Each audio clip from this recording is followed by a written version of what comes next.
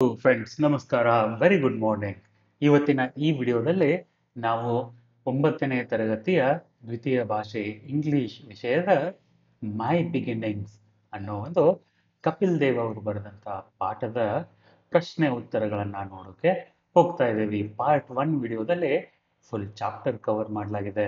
ಅದನ್ನು ನೋಡಿಬಿಟ್ಟು ಪ್ರಶ್ನೆ ಉತ್ತರಗಳ ಈ ವಿಡಿಯೋನ ನೋಡೋದಕ್ಕೆ ಸ್ಟಾರ್ಟ್ ಮಾಡಿದರೆ ಉತ್ತರಗಳು ನಿಮ್ಗೆ ಗೊತ್ತಿರುತ್ತೆ ಮತ್ತು ಜಾಸ್ತಿ ಕನ್ಫ್ಯೂಷನ್ ಆಗಲ್ಲ. ಉತ್ತರ ಹೇಗೆ ಬಂತು ಎಲ್ಲಿಂದ ಬಂತು ಅಂತ ಆಟೋಮೆಟಿಕ್ಲಿ ನಿಮ್ಗೆ ಗೊತ್ತಿದ್ದೇ ಇರುತ್ತೆ. ಸರಿನಾ? ಪ್ರಶ್ನೆ ಉತ್ತರಗಳನ್ನು ಶುರು ಮಾಡೋಣ. Think about the text. Question number 1 ನಲ್ಲಿ Kapil narrates an incident from his childhood. Some sentences related to his childhood life are given below. Working in pairs and groups, arrange them in the right order. Kapil ಅವರು ಇಲ್ಲಿ ಕೆಳಗಡೆ ಒಂದಿಷ್ಟು ಅವರ ಜೀವನದಲ್ಲಿ ನಡೆದ ಘಟನೆಗಳನ್ನು ಈ ಪಾಠದಲ್ಲಿ ಹೇಳಿದ್ದಾರೆ.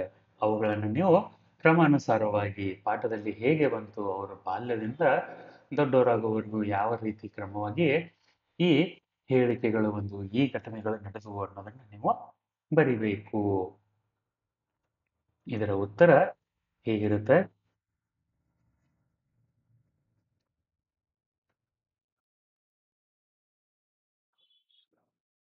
ಒಂದೊಂದೇ ವಾಕ್ಯಗಳನ್ನ ಓದ್ಕೊಂಡು ಹೋಗಿ. ಅ lady lived down on the road and she had a beautiful garden. She entertained the guests for tea right under the papaya tree. Two others were on the road on the other side of the wall. One day, Kapil and his friends climbed over the wall and perched on the tree. That was the day Kapil discovered the rash that papaya sap can cause. She took great pride in the papaya and pomegranate trees which she had grown in her garden. True friends who had been outside ran away, but Kapil and his friend had to sit for nearly 2 hours till the tea party ended. ಈ ಒಂದು ಘಟನೆಯನ್ನು ನೀವು ಕ್ರಮಾನುಸಾರವಾಗಿ ಬರಿಬೇಕು. ಮೊದಲಿಗೆ ಬರುವ ಘಟನೆ incident ಏನಪ್ಪ ಅಂದರೆ ಅ ಲೇಡಿ ಲಿವ್ಡ್ ಅನ್ನೋ ಈ ಒಂದು ವಾಕ್ಯ. ಅದಾದ್ಮೇಲೆ ಬರೋದು ಶಿ ಟುಕ್ ಗ್ರೇಟ್ ಪ್ರೈಡ್, ಈ ವಾಕ್ಯ. ಅದಾದ್ಮೇಲೆ ನೆಕ್ಸ್ಟ್ ಬರೋದು ಯಾವುದು? One day Kapil and his friends climbed, ಮೂರನೇ ಘಟನೆ ಇದು. ಅದಾದ್ಮೇಲೆ ಬರೋದು ಶಿ ಎಂಟರ್ಟೈನ್ಡ್ ಗೆಸ್ಟ್ಸ್ ಅನ್ನೋ ಈ ಒಂದು ಘಟನೆ. ಅದಾದ್ಮೇಲೆ two others were on the road side.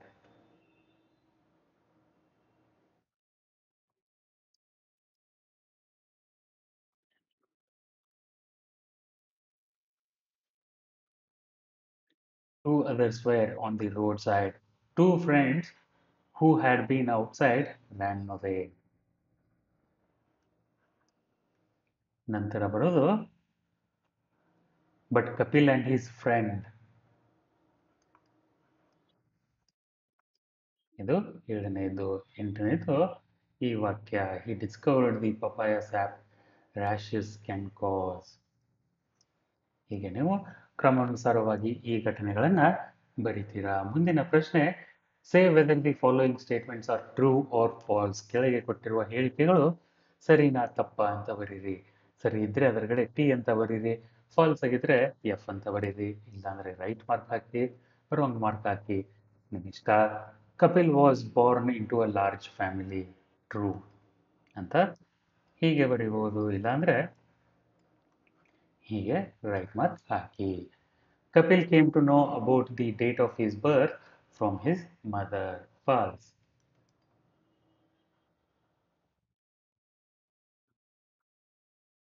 It was recorded by one of his cousin's mother. The lady who was a neighbor to Kapil counted 92 pomegranates on the tree in her garden because she was good at mathematics. False. She wanted to keep the count of the pomegranates. The police horses became Kapil's pets. Yes, he mastered the art of riding these horses. Kapil was good at athletics and dreamed of becoming a footballer too. ಮುಂದೆ imagine you are narrating Kapil's childhood experiences to your friend. How can you narrate this? You can begin. Kapil shares two very interesting incidents with the reader. Kapil was good at athletics and dreamed of becoming a footballer. Another was that his neighbor counted 92 pomegranates on the tree in her garden because she wanted to keep track of the number of pomegranates. She was almost very sure that someday Kapil and his friends are going to steal these pomegranates from her garden ಅಂತ ಉತ್ತರ ಬರೀತೀರಾ. ಹೀಗೆ ನೀವು ಅವರ childhood ಬಗ್ಗೆ ಒಂದಿಷ್ಟು ಕಥೆಗಳನ್ನು ನೀವು ನಿಮ್ಮ ವಾಕ್ಯಗಳಲ್ಲಿ ಹೇಳೋದಕ್ಕೆ ಪ್ರಯತ್ನ ಮಾಡಿ.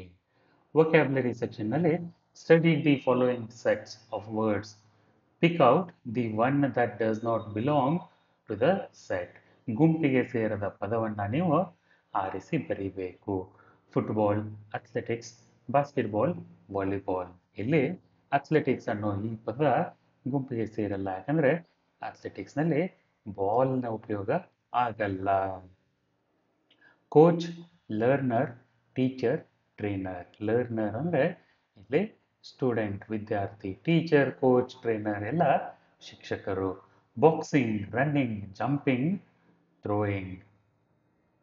ಇಲ್ಲಿ ಗುಂಪಿಗೆ ಸೇರದ ಪದ ಯಾವುದು? ಇಲ್ಲಿ ಬಾಕ್ಸಿಂಗ್, ಯಾಕಂದ್ರೆ ಇಲ್ಲಿ ಅಪೋನೆಂಟ್ ಇರುತ್ತೆ. This are called contact sports. ಅಂದ್ರೆ ಇಲ್ಲಿ ಒಬ್ಬರಿಗೊಬ್ರು ಮೈ ಟಚ್ ಮಾಡ್ತಾರೆ, ಹೊಡಿತಾರೆ. ಬಾಕ್ಸಿಂಗ್ನ ನೀವು ಗುಂಪಿಗೆ ಸೇರದ ಪದ ಅಂತ ನೀವು ಹೇಳ್ಬೋದು. Stamina, speed, skill, sports. Sports ಯಾಕಂದ್ರೆ ಸ್ಪೋರ್ಟ್ಸ್ ಅಂದ್ರೆ ಆಟ. ಸ್ಟೆಮಿನಾ, ಸ್ಪೀಡ್, ಸ್ಕಿಲ್ ಇವು ಮೂರು ಒಬ್ಬ ಮನುಷ್ಯನಿಗೆ ಸಂಬಂಧಪಟ್ಟಂತ ಗುಣಗಳು. Victory, success, defeat, win. Defeat ಅಂದ್ರೆ ಸೋಲು, ವಿಕ್ಟ್ರಿ, ಸಕ್ಸಸ್, ವಿನ್ ಅಂದ್ರೆ ಯಶಸ್ವಿ, ಗೆಲುವು ಅಂತ ಅರ್ಥ. Medal, shield, cup, competition. Medal, shield, cup, competition. Competition ಯಾಕಂದ್ರೆ ಮೆಡಲ್, ಶೀಲ್ಡ್, ಕಪ್ ಈ ಮೂರು ಬಹುಮಾನಗಳಾಗಿ ಕೊಡುವಂಥ ವಸ್ತುಗಳು ಅಂತ ನಿಮ್ಗೆ ಗೊತ್ತಿರುತ್ತೆ. Notice the words given in the brackets. Do you find anything special about these word? If you find, what is it? ಕೆಳಗಡೆ ಒಂದಿಷ್ಟು ಶಬ್ದಗಳನ್ನು ಬ್ರಾಕೆಟ್ನಲ್ಲಿ ಕೊಟ್ಟಿದ್ದಾರೆ. ಇವುಗಳನ್ನು ನೋಡಿದರೆ ನಿಮಗೆ ಏನು ಅನಿಸುತ್ತೆ? ಅದರಲ್ಲಿ ಇಂಟ್ರೆಸ್ಟಿಂಗ್ ಏನಿದೆ ಮತ್ತು ಯಾಕೆ ಅಂತ ಕೇಳ್ತಾ ಇದ್ದಾರೆ. Lick, munch, sip, drink, chew, swallow, eat, lap, dine, suck, gulp. ಈ ಶಬ್ದಗಳನ್ನು ನೋಡಿದರೆ ಏನನ್ಸುತ್ತೆ ನಿಮಗೆ? Sit in pairs and groups. Discuss with your partner and fill in the blanks using the appropriate words given in the brackets. You can change the form of the word ಅಂತ ಕೊಟ್ಟಿದ್ದಾರೆ.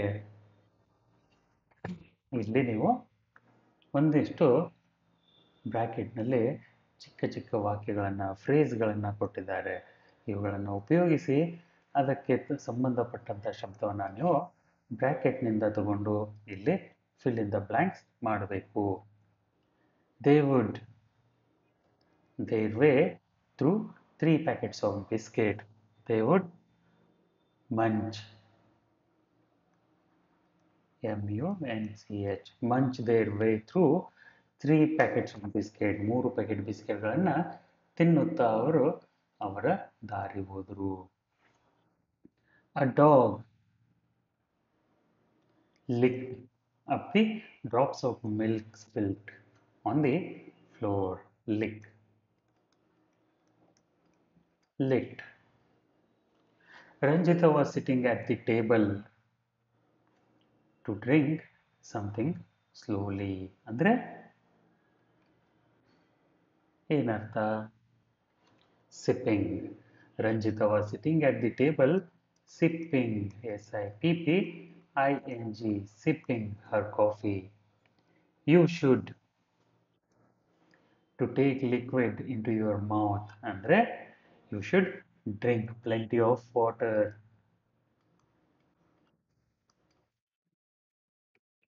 This nut is so tough. I can hardly chew. Chew ಅಂದ್ರೆ to bite food several times before swallowing it. ಅಂದ್ರೆ ಕಡಿಯೋದು. Sattvic, to make food or drink go down your throat and into your stomach. Satvik swallowed the last drop of his coffee and asked for the bill. Satvik swallowed. Yes, Wallowed. Swallowed. ಹೇಮಂತಿನಿ ಏನ್ ಮಾಡ್ತಾಳೆ? To take liquid into her mouth by making her lips form a small hole. Hemantini suck up the last bit of milkshake with her straw. A small girl was to put food in her mouth and chew and swallow it. There, the small girl was eating. Eating. Eating. The cat began to lap up the milk. Umesh was dining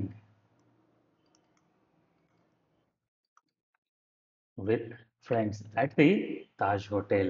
ಈಗ ನೀವು ಈ ಶಬ್ದಗಳನ್ನ ಇಲ್ಲಿ ಮೇಲೆ ಕೊಟ್ಟಿರುವ ಈ ಶಬ್ದಗಳ ಗುಂಪಿನಿಂದ ಒಂದೊಂದಾಗಿ ಸರಿಯಾದ ಸನ್ನಿವೇಶಕ್ಕೆ ತಕ್ಕಂತೆ ಉಪಯೋಗ ಮಾಡಿ ಫಿಲ್ ಇನ್ ದ ಬ್ಲ್ಯಾಂಕ್ಸ್ ತುಂಬ್ತೀರಾ. ನೀವು ನೋಡಬೇಕಾಗಿರೋದೇನೆಂದ್ರೆ ಕೆಳಗಡೆ ಇಲ್ಲಿ ಫಿಲ್ ಇನ್ ದ ಬ್ಲ್ಯಾಂಕ್ಸ್ ಕೊಟ್ಟಿದಾರಲ್ಲ ಬಿಟ್ಟ ಸ್ಥಳಗಳನ್ನು ತುಂಬೋಕೆ ಇಲ್ಲಿ ಕೊಟ್ಟಿರುವ ಈ ಡಿಸ್ಕ್ರಿಪ್ಷನ್ ಈ ವಿವರಣೆಯನ್ನ ನೋಡಿ ಇಲ್ಲಿರೋ ಶಬ್ದದ ಜೊತೆ ಹೊಂದಿಸಬೇಕು. ಟು ಈಟ್ ಸಮಥಿಂಗ್ ನಾಯ್ಸಿಲಿ ಅಂದ್ರೆ ಕುರುಮ್ ಕುರುಮ್ ಅಂತ ಸೌಂಡ್ ಮಾಡ್ತಾ ಏನಾದರೂ ತಿನ್ನೋದಕ್ಕೆ ಮಂಚಿಂಗ್ ಅಂತ ಹೇಳ್ತಾರೆ, ಮಂಚ್ ಅಂತಾನು ಹೇಳ್ತಾರೆ. ಲಿಕ್ ಅಂದ್ರೆ ನೆಕ್ಕು, ಸಿಪ್ ಅಂದ್ರೆ ಎಳೆಯುವುದು, ಡ್ರಿಂಕ್ ಅಂದ್ರೆ ಕುಡಿಯುವುದು, ಚಿವ್ ಅಂದ್ರೆ ಕಡಿಯುವುದು, ಸ್ವಾಲೋ ಅಂದ್ರೆ ನುಂಗುವುದು, ಸಕ್ ಅಂದ್ರೆ ಎಳೆಯುವುದು, ಈಟ್ ಅಂದ್ರೆ ತಿನ್ನು, ಲ್ಯಾಪ್ ಅಂದ್ರೆ ಕುಡಿ, ಡೈನ್ ಅಂದ್ರೆ ಊಟ ಮಾಡು ಅಂತ ಅರ್ಥ. You are observing the cricket playground. Work in pairs and groups. Work in pairs and groups. Pick up the words from the brackets and fill the words in the appropriate boxes. ಇಲ್ಲಿ ಚಿತ್ರವನ್ನ ನೋಡಿ ನೀವು ಅಲ್ಲಿರುವ ಪೊಸಿಷನ್ಗೆ ಕ್ರಿಕೆಟ್ನಲ್ಲಿರುವ ಪೊಸಿಷನ್ಗೆ ಅವುಗಳ ಹೆಸರುಗಳನ್ನು ಬರೀಬೇಕು. ಯಾವ ಥರ ಅಂದರೆ long of, long on, slip, wicket keeper, batsman, bowler, of side, on side, fine leg, ಹೀಗೆ ಬೇರೆ ಬೇರೆ ಶಬ್ದಗಳ ಯಾವ್ಯಾವಿದಾವೆ ಅಂತ ನೀವು ಬರಿಬೇಕು. ಮೊದಲನೇದೇನಿದೆ ಲಾಂಗ್ ಆಫ್. ಲಾಂಗ್ ಆಫ್ ಅಂದರೆ ಆಫ್ ಸೈಡಲ್ಲಿ ಬರೋ ದೂರವಾಗಿರುವ ಒಂದು ಪ್ಲೇಯರ್ನ ಜಾಗ. ಇದನ್ನ ನೀವು ಲಾಂಗ್ ಆಫ್ ಅಂತ ಹೇಳ್ತೀರಾ. ಹಾಗೆಯೇ ಈ ಪ್ಲೇಯರ್ ಇರೋ ಜಾಗಕ್ಕೆ ಲಾಂಗ್ ಆನ್ ಅಂತ ಹೇಳ್ತೀರಾ. ಯಾಕಂದರೆ ಆನ್ ಸೈಡ್ ಇದೆ. ಆನ್ ಸೈಡ್ ಅಂದರೆ ಲೆಗ್ ಸೈಡ್. ಇಲ್ಲಿರೋ ಬ್ಯಾಟ್ಸ್ಮನ್ ನೀವು ರೈಟ್ ಹ್ಯಾಂಡೆಡ್ ಬ್ಯಾಟ್ಸ್ಮನ್ ಅಂತ ಅಂದ್ಕೊಂಡ್ರೆ, ಯಾಕಂದರೆ ಸ್ಲಿಪ್ ಪಾಯಿಂಟ್ಗಳು ಇಲ್ಲಿದ್ದಾವೆ. First slip, second slip, third slip, fourth slip. ಇದನ್ನು ನೀವು ಸ್ಲಿಪ್ ಅಂತ ಹೇಳ್ತೀರಾ. ಈ ಪೊಸಿಷನ್ ಆ ಕಡೆ ಇರೋದ್ರಿಂದ ಆಫ್ ಸೈಡ್ ಇಲ್ಲಿರೋ ಬ್ಯಾಟ್ಸ್ಮನ್ ರೈಟ್ ಹ್ಯಾಂಡೆಡ್ ಅಂದರೆ ಬಲಗೈ ಆಟಗಾರ ಅಂತ ಅರ್ಥ. ಅದೇ ಥರ ನೀವು ಬೇರೆ ಬೇರೆ ಒಂದಿಷ್ಟು ಈ ಪೊಸಿಷನ್ಗಳ ಹೆಸರುಗಳನ್ನು ಬರೀತೀರಾ. ಹೇಗೆ ಬರೀತೀರಾ? ಇಲ್ಲಿರೋದು wicket keeper. Wicket keeper Dhoni ಅಂತ ಗೊತ್ತಿದ್ದಾರೆ ನಿಮಗೆ. ಅದೇ ಥರ ಇಲ್ಲಿರೋದೇನು? Fine leg.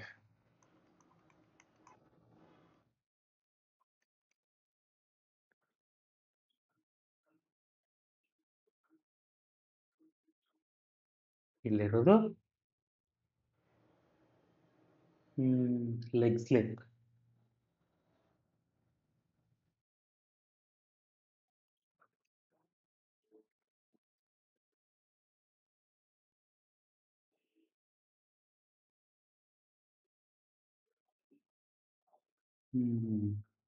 ಮತ್ತೆ ಪೊಸಿಷನ್ಗಳು ಇನ್ನು ಇದ್ದಾವೆ. ನನಗೂ ಅಷ್ಟೊಂದು ಕ್ರಿಕೆಟ್ ಬಗ್ಗೆ ಜಾಸ್ತಿ ಗೊತ್ತಿಲ್ಲ. ನಾನು ಇದನ್ನು ಸ್ಟಡಿ ಮಾಡಿ ನಿಮಗೆ ಒಂದೊಂದಾಗಿ ಹೇಳೋದಕ್ಕೆ ಪ್ರಯತ್ನ ಮಾಡ್ತೇನೆ. ಆದರೆ ಇದರ ಬಗ್ಗೆ ನಾನು ಡಿಸ್ಕ್ರಿಪ್ಷನ್ನಲ್ಲಿ ಒಂದು ಇಮೇಜ್ನ ರೆಡಿ ಮಾಡಿ, ಇದು ಕಂಪ್ಲೀಟ್ ಮಾಡಿ, ಫಿಲ್ಲಿಂಗ್ ಎಲ್ಲ ಕಂಪ್ಲೀಟ್ ಮಾಡಿ ಡಿಸ್ಕ್ರಿಪ್ಷನ್ನಲ್ಲಿ ಹಾಕಿರ್ತೀನಿ, ಅಲ್ಲಿಂದ ನೋಡ್ಕೊಳ್ಳಿ. ನಾನು ಕ್ರಿಕೆಟ್ ಆಡೋದನ್ನು ಬಿಟ್ಟು ಮತ್ತು ಕ್ರಿಕೆಟನ್ನು ನೋಡಿ ಆಲ್ಮೋಸ್ಟ್ ನನಗೆ 15 ರಿಂದ 20 ವರ್ಷ ಆಗಕ್ಕೆ ಬಂದಿದೆ. ಸೊ ಕ್ಷಮಿಸಿ, ನನಗೆ ಇಲ್ಲಿರೋ ಒಂದಿಷ್ಟು ಜಾಗಗಳ ಬಗ್ಗೆ ಅಷ್ಟೊಂದು ಸರಿಯಾಗಿ ಗೊತ್ತಿಲ್ಲ. ನಾನು ಒಂದಿಷ್ಟು ಹೇಳ್ಬೋದು. ಯಾವುದಂದ್ರೆ, ಇದು ಒಂದು ಗಲ್ಲಿ ಪಾಯಿಂಟ್ ಅಂತ ಹೇಳ್ತಾರೆ. ನಾನು ತಪ್ಪು ಹೇಳಿ ನಿಮ್ಮನ್ನ ಕನ್ಫ್ಯೂಷನ್ ಮಾಡೋದು ಬೇಡ ಅಂತ ಹೇಳ್ತಾ ಇಲ್ಲ ಅಷ್ಟೇ, ಸರಿನಾ? ಇದನ್ನು ನಾನು ಸರಿಯಾಗಿ ಸ್ಟಡಿ ಮಾಡಿ ನಿಮಗೆ ಒಂದೊಂದೇ ಪೊಸಿಷನ್ ಅರ್ಥಗಳನ್ನು ಹೇಳ್ತೀನಿ. ನೀವು ಕೂಡ ಹುಡುಕೋದಕ್ಕೆ ಪ್ರಯತ್ನ ಮಾಡಿ, ಅಂಡರ್ಸ್ಟ್ಯಾಂಡ್ ಮಾಡ್ಕೊಳ್ಳೋದಕ್ಕೆ ಪ್ರಯತ್ನ ಮಾಡಿ, ಯಾವ ಪೊಸಿಷನ್ಗೆ ಎಲ್ಲಿರೋ ಫೀಲ್ಡರ್ಗೆ ಏನು ಹೆಸರು ಅಂತ. ಎಕ್ಸ್ಟ್ರಾ ಕವರ್ ಅಂತ ಇರುತ್ತೆ, ಸಿಲ್ಲಿ ಅಂತ ಇರುತ್ತೆ, ಸಿಲ್ಲಿ ಪಾಯಿಂಟ್ಸ್ ಅಂತ ಇರುತ್ತೆ, ಲಾಂಗ್ ಆಫ್ ಲಾಂಗ್ ಆನ್ ಗೊತ್ತಾಗಿದೆ, ಮಿಡ್ ಆಫ್ ಮಿಡ್ ಆನ್ ಅಂತ ಇರುತ್ತೆ.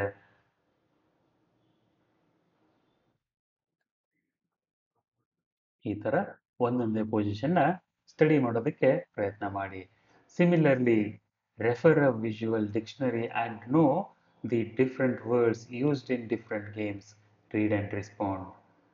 ಒಂದಿಷ್ಟು ಡಿಕ್ಷನರಿನ ಉಪಯೋಗ ಮಾಡಿ ಬೇರೆ ಬೇರೆ ಆಟಗಳಿಗೆ ಸಂಬಂಧಪಟ್ಟಂಥ ಶಬ್ದಗಳನ್ನು, ಹೆಸರುಗಳನ್ನು ಅಂಡರ್ಸ್ಟ್ಯಾಂಡ್ ಮಾಡ್ಕೊಳ್ಳೋದಕ್ಕೆ ಪ್ರಯತ್ನ ಮಾಡಿ ಅಂತ ಹೇಳ್ತಾ ಇದ್ದಾರೆ. ಮುಂದೆ ರೀಡಿಂಗ್ ಸೆಕ್ಷನ್ನಲ್ಲಿ ಒಂದು ಚಿಕ್ಕದೊಂದು ಪಾಠ ಇದೆ.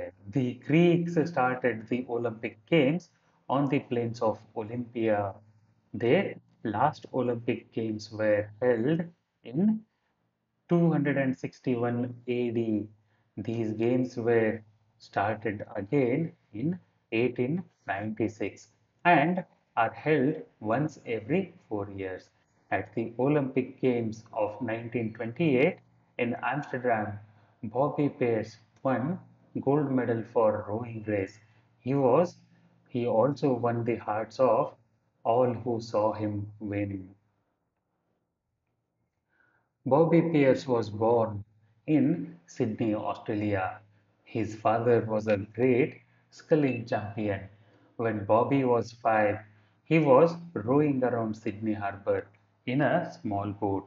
Before long, he won his first race, competing against 14-year-olds.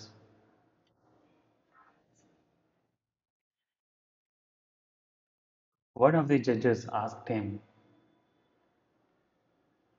One of the judges asked him, "How old are you, Bobby?" And he replied proudly, "6, sir."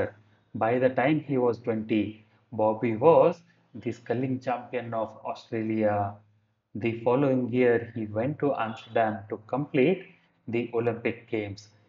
In the finals, he competed against Ken Myers of America. From the start of the race, Bobby was in the lead. At the halfway stage, he was still leading and very much ahead of Myers. It seemed that Bobby would easily win. Then suddenly something happened.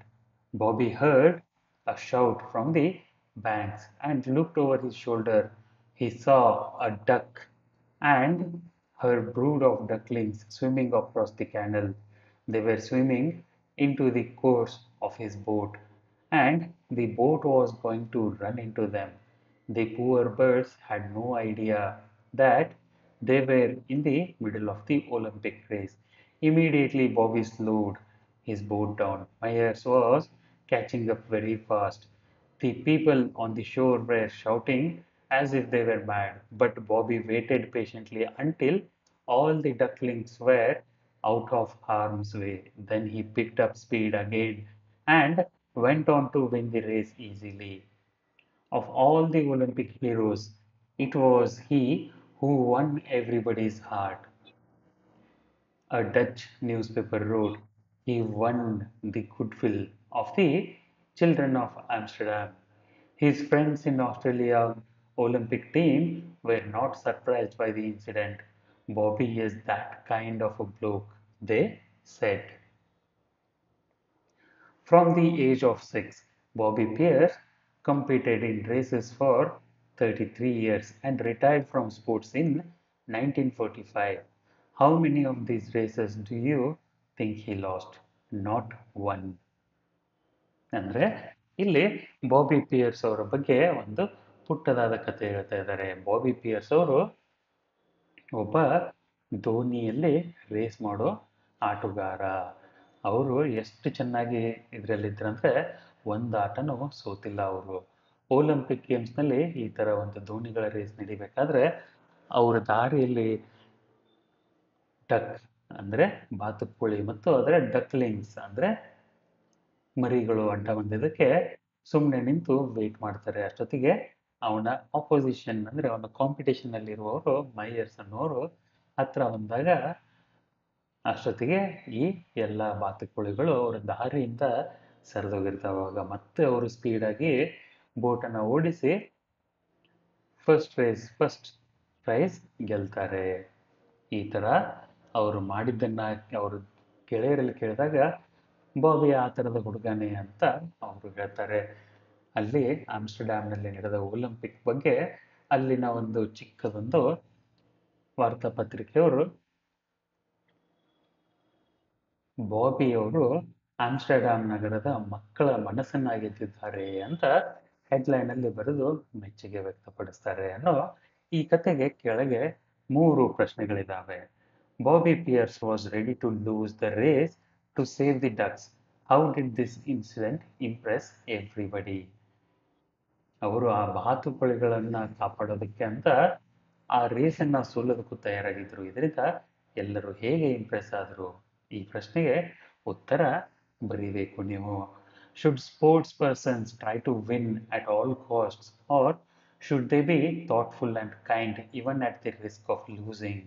ಎಲ್ಲ ಆಟಗಾರರು ಕ್ರೀಡಾಪಟುಗಳು ಬರೀ ಗೆಲ್ಲಲೇಬೇಕು ಅನ್ನೋ ಮನೋಭಾವ ಇರಬೇಕಾ ಅಥವಾ ಒಂದಿಷ್ಟು ಒಳ್ಳೆಯ ಕೆಲಸನೂ ಮಾಡಬೇಕಾಗತ್ತಾ?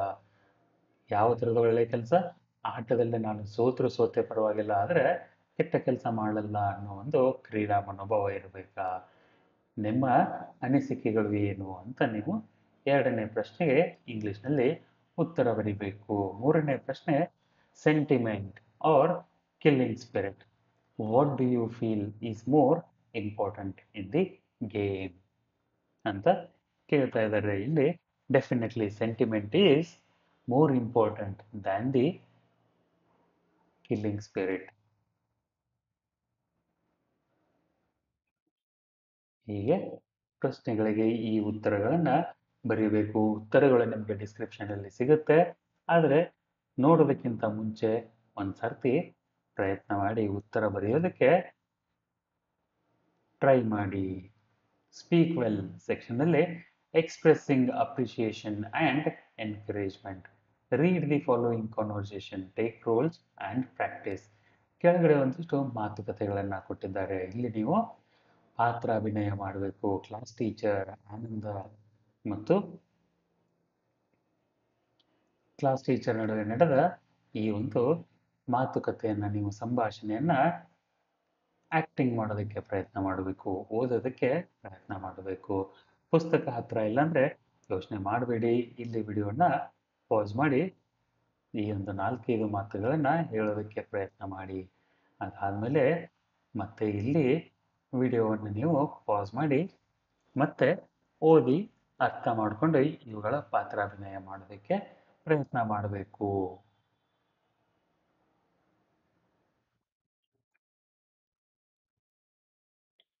ಲಿಸನ್ ಆ್ಯಂಡ್ ಕಾಂಪ್ರಿಹೆಂಡ್ನಲ್ಲಿ ಇವಾಗ ನಾನು ಈ ಒಂದು ಚಿಕ್ಕ ಪ್ಯಾರಾಗ್ರಾಫ್ನ ಓದಿ ಹೇಳ್ತೀನಿ. ಇದನ್ನು ಅಂಡರ್ಸ್ಟ್ಯಾಂಡ್ ಮಾಡ್ಕೊಳ್ಳೋದಕ್ಕೆ ಪ್ರಯತ್ನ ಮಾಡಬೇಕು. Your teacher will read out the text. Listen carefully. While listening draw the route map. ನಾನು ಇದನ್ನು ಓದಿ ಹೇಳಬೇಕಾದ್ರೆ ನೀವು ರೂಟ್ ಮ್ಯಾಪ್ನ ಡ್ರಾಯಿಂಗ್ ಮಾಡೋದಕ್ಕೆ ಪ್ರಯತ್ನ ಮಾಡಬೇಕು.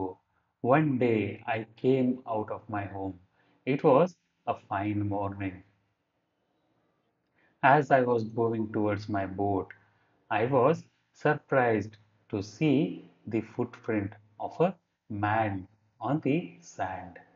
I stood amazed. I listened. I looked around me. I could neither hear nor see anything. I went up the hill to look down, but I could see nothing. I came down the hill back to my boat. I went up the shore and down again to my boat, but it was no good. I went into the woods and came out of the woods from the west. I once again went up the hill and down again, but I could find no other footprint but that one. I went to have a look at the footprint again to tell if I had been my imagination, but I was not mistaken, for there was exactly the print of foot, toes, heel, and every part of the foot. I stood a long time thinking, but became more confused. At last, I returned home, very frightened, looking behind me every few steps ಅಂತ ಒಂದು ಪ್ಯಾರಾಗ್ರಾಫ್ನ ಬರೆದಿದ್ದಾರೆ.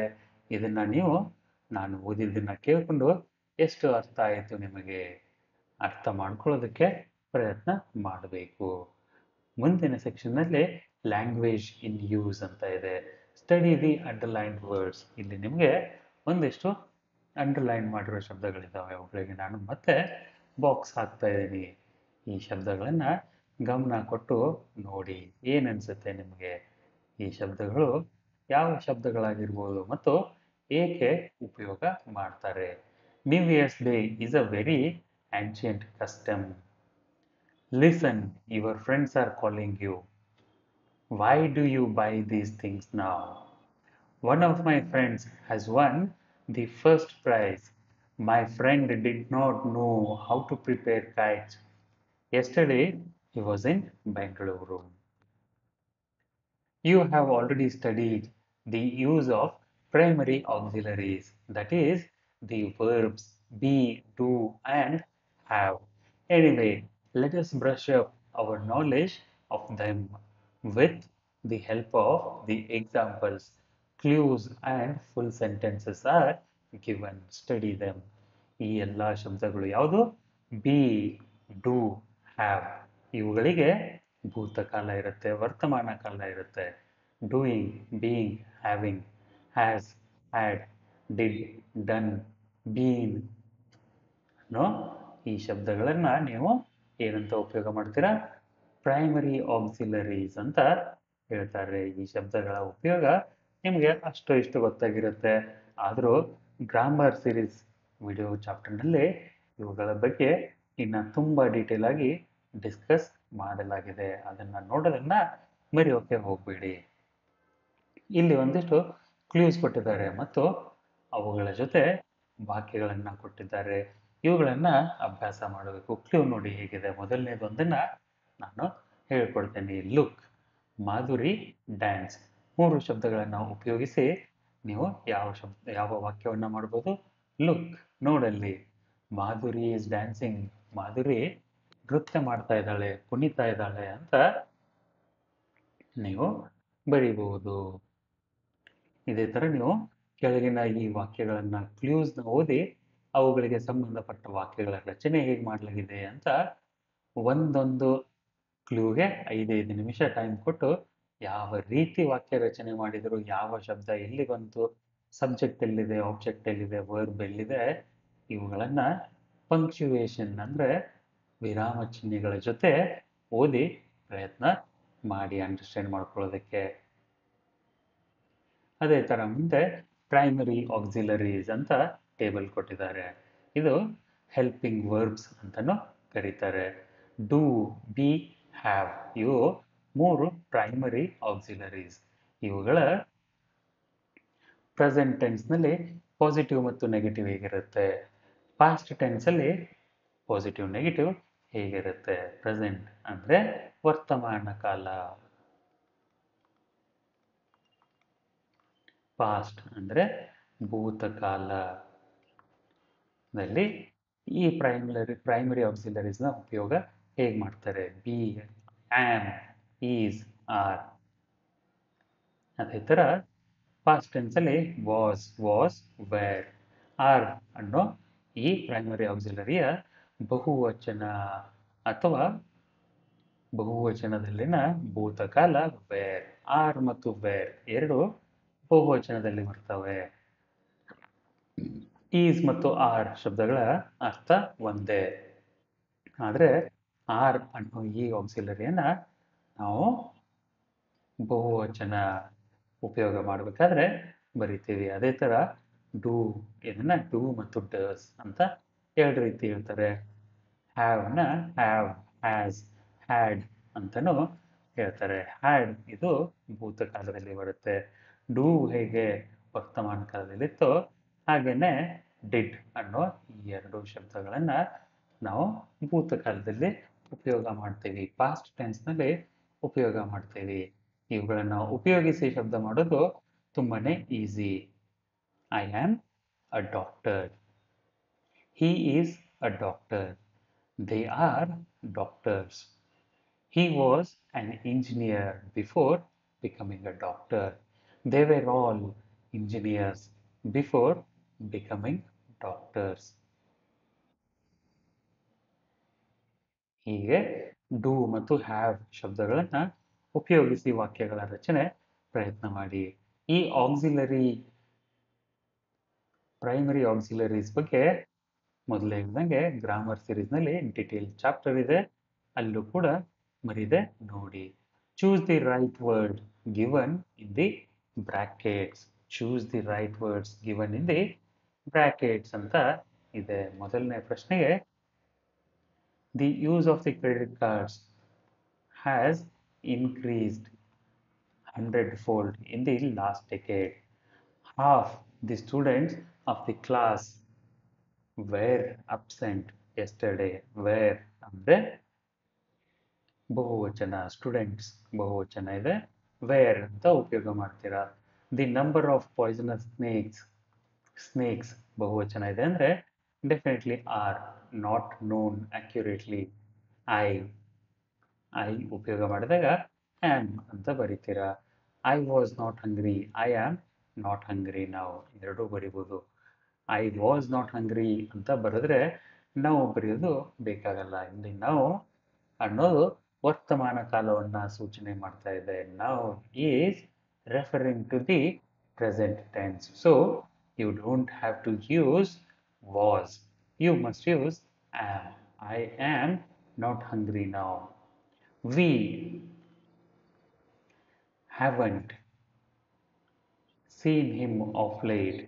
We haven't seen him of late ಅಂದ್ರೆ ನಾವು ಈ ದಿನಗಳಲ್ಲಿ ಅವ್ರನ್ನ ನೋಡೇ ಇಲ್ಲ. Salim does not know how to cook. Salim does not, doesn't ಅಂತಾನೂ ಬರಿಬೋದು.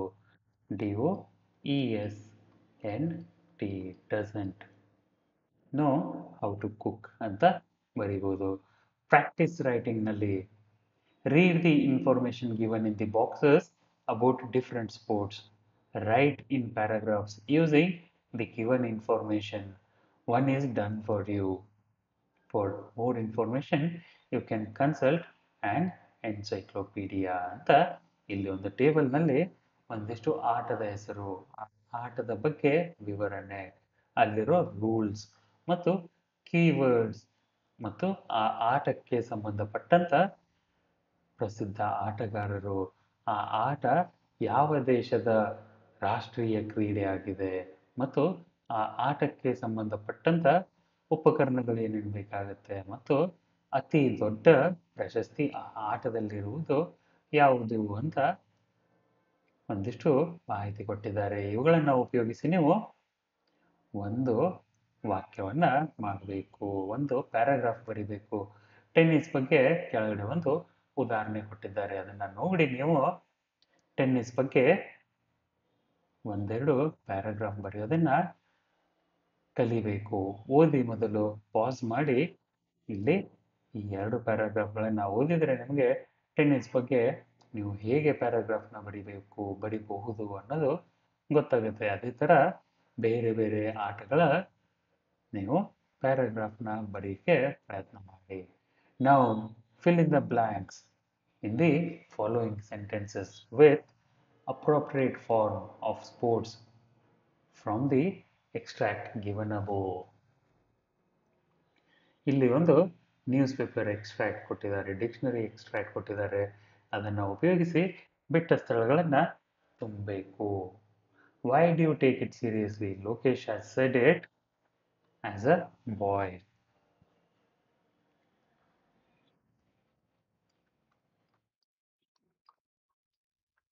In olden days, hunting was a passion.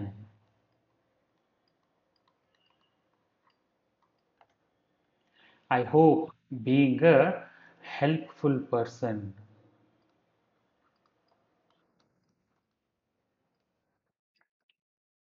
You would lend me your book. Why don't you watch TV? There's too much fun on TV today. Cricket is the most popular game in India. Street dogs, I agree, are a menace, but killing them is a bad sport. Rajesh plays state level kabaddi. He always remembers his school, which encouraged the team spirit. SPIRIT.